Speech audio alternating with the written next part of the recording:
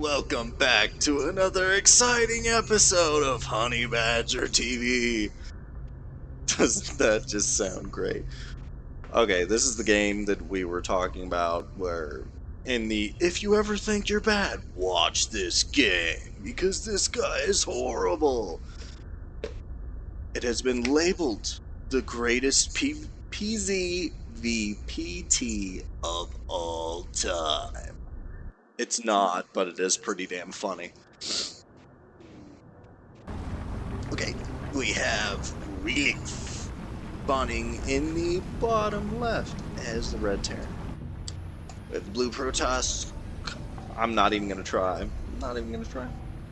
Those are the enemy. HoneyBadger's ally is Pyre? That's interesting name. HoneyBadger declaring a 10-pool rush. Is it cheese? I mean, kind of, but, you know. It's only cheese if it works, right? If it fails, it's just, oh, that was a delay tactic. I wasn't trying to kill you at all. Oh. Absolutely no killing intended. Okay, we've got spawning pool going down for HoneyBadger, gateway for our blue Protoss, barracks for our red Terran. We are doing 2x because the beginning of the game tends to be boring. Oh look, a scout. For some reason, I think HoneyBadger was worried about being canon to Zerg. Funny side note, one of the other games that was sent to me to do that I haven't done yet, the guy actually tried to cannon rush HoneyBadger as Zerg. Who does that? Who cannon rushes a Zerg player? You can't get to their hatchery to kill it with your cannons. You can't get close enough. Anyway, we got some Lings heading out, and there they go. They're running. Oh look, a pylon! Oh, that's a friendly pylon. It's a friendly pylon. I want to take. This Zealot just gets decimated. This guy actually gets some kills before he dies. 3, 4, maybe 5. Probably 5. Yeah, 5. No, I'm gonna get 6. And building up the drone. Oh, that's. How many workers were lost there? Alright, I can't bring that up because it's a 2v2. Darn it. But I'm gonna say probably 5. 5 or so workers. And HoneyBadger's like, well, that kind of worked, but it kind of didn't. Ideally, I mean, with a Ling Rush, you really want to actually target pylons against the Protoss, because even if you just kill the pylons, they have to rebuild those before they can build anything else, right? That's what you want to do. You want to delay them. They're talking about it here. This scan, I mean, what? Why? Why scan? Did you want to see all those drones coming out? Congratulations, you saw it. Probably scanning to see if there was a transition. HoneyBadger saying, "We scanned me. How cute." In part of your case, like, LOL. That is pretty funny. Freaking, how cute. Maybe he's not sure what you're doing. Honestly, if you ever see HoneyBadger on the ladder, you're not gonna know what's coming by looking at the base at all. Because most of the time, HoneyBadger's actually really good at hiding tech. Meaning the tech structures are not going to be where you would normally scan at all. Meaning they're going to be like, oh, some shots. Those Lings are not going to be able to do anything. I think that HoneyBadger does actually poke up here and then pulls back. Because, I mean, you're not going to be able to get through that, right? That's simple. The HoneyBadger's like...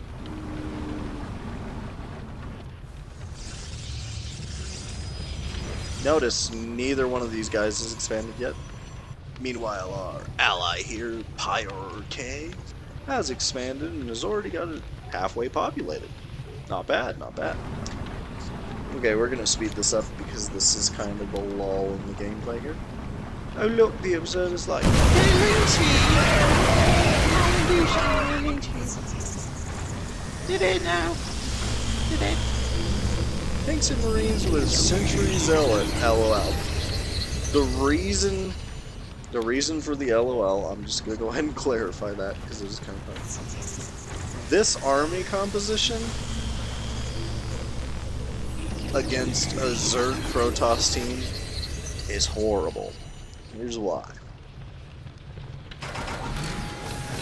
We're 10 minutes in the game, yes?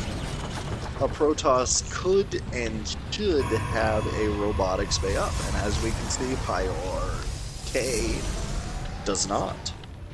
However, they are getting double upgrades, which is awesome, and 6 gateways, which is also awesome.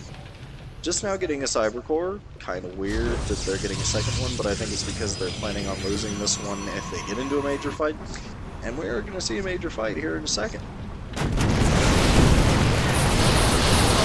I think that Pyre got the first shots off, but this is a big army to deal with, and HoneyBadger has no units right. Look back at the base here. Hope you don't need my help, because I ain't got no units. Saying it like it is. And for some reason, the Red Terran decides to move by himself, and yes, really does not do well at all. Back out of the siege tank fire. Cute little observer. Spotted army there. Ling siege tanks up right into enemy fire. Good job there, Wilex. Siege tanks are fucking toast. At some point, Badger builds units here. I'm pretty sure. Broodlords currently incoming. Oh, supply block. Somehow we're in for the first supply. Maybe this was intended to be a rush and then it turned into not being a rush. And this assault was actually looking pretty scary right about here. 28 Lings in production. It's gonna be a tight They come. Yeah, they come. And they do have speed, so siege tank fire, not gonna be a big factor. Oh, they do siege up, but it doesn't matter. Now, how many Lings actually survived that? Because that was pretty intense. Oh wow. 8 out of 28. That's not very good numbers. This is when the game actually starts to get really weird. Okay. First of all, Red Terran not building anything. Okay. Let's see why. Are we supply blocked? No, we're not. But yet he was building nothing for a good minute there. At least a minute.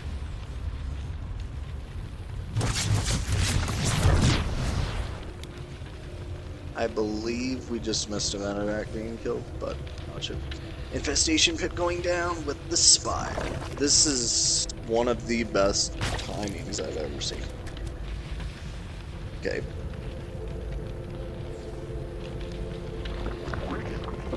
Glare. Transition into Hive. So there we go. There we go. The Spire has 20, so it's really not good timing at all.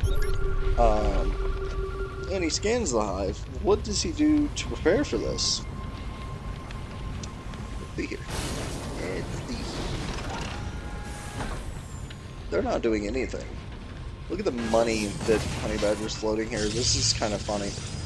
Spire finishes. Putting out Corruptors. Supply blocked again. Gonna have to put out some Overlords.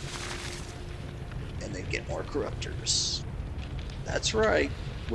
This is like, okay, you know the Day 9 story where it's all, I open up with the Zergling Rush, and then I transition to motherfucking carriers. This right here is the Zerg version. We're going straight from speedlings to GG Lords. That is correct. We're about to see the Greater Spire begin. Here it comes. Here it comes. Any second. Alright. Had to wait for the hive to finish. And Greater Spire. Come on. Come on.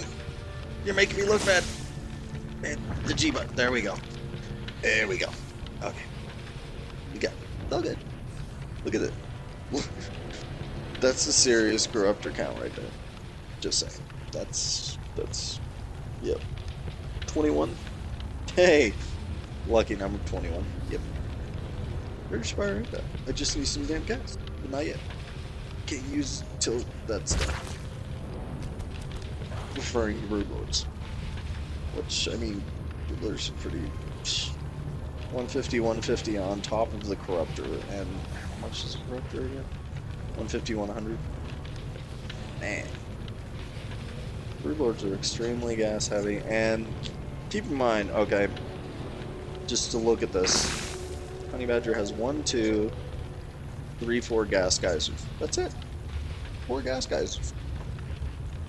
2 base Broodlord. A new strategy in the metagame. Moving up the Corruptors because the Greater Spire is almost done.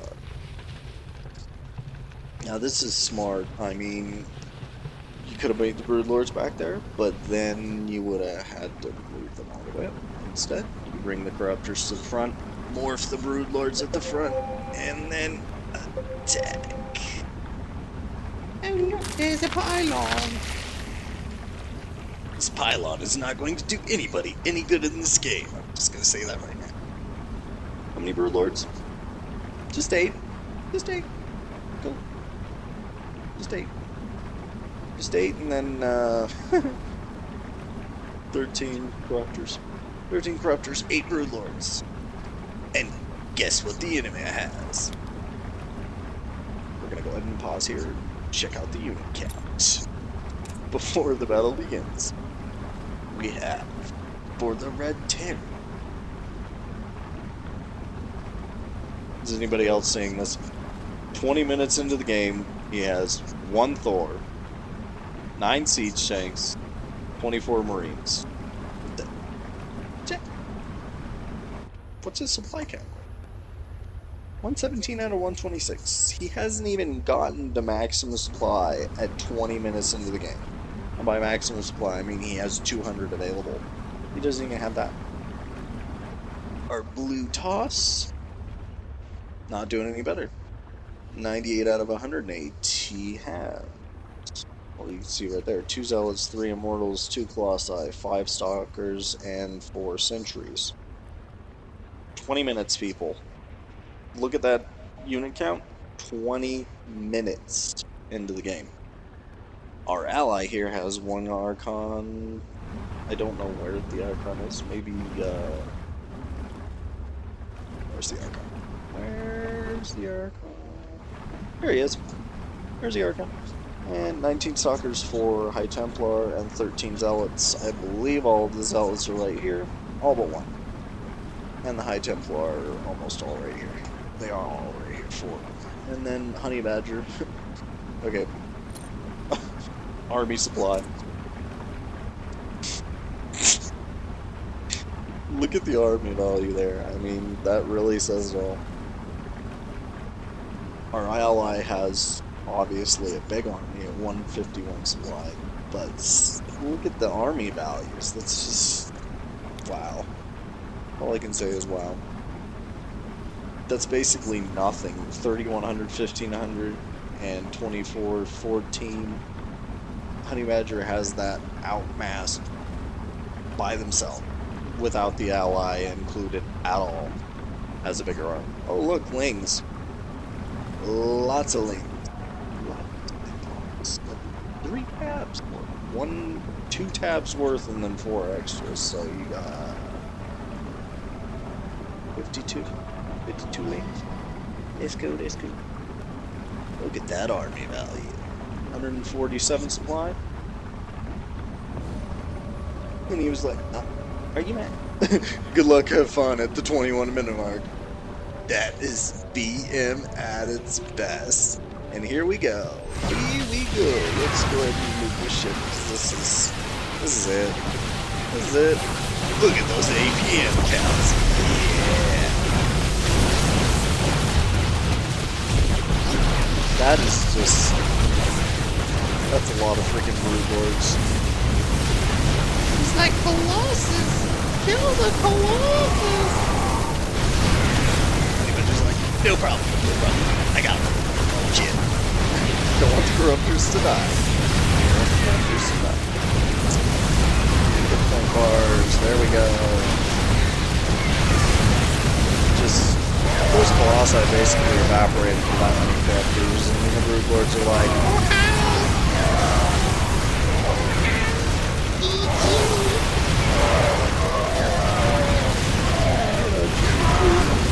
I don't even think these guys say GG. Honestly, I don't think that I would say GG to this strategy.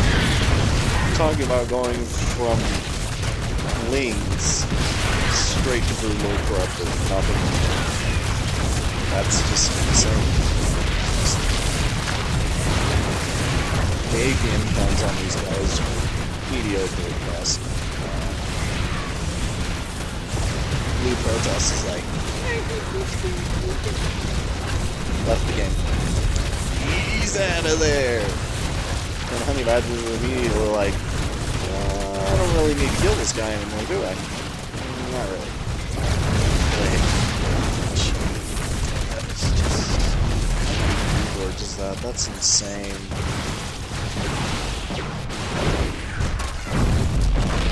So that is kind of a magical number there. 16 Broodlords with 7 Corruptors is in the air, and Relix leaves the game. That's it. That is it. And here's the really sad part. Look at the mini-map. Our purple ally had 1, 2, 3, 4 bases. 4 bases. His main was mined out, but 3 mining bases plus 2 extra gas. Our red Terran was way oversaturated on his natural. No expansions at all. I mean, this really drives home the point that you have to expand when you attack.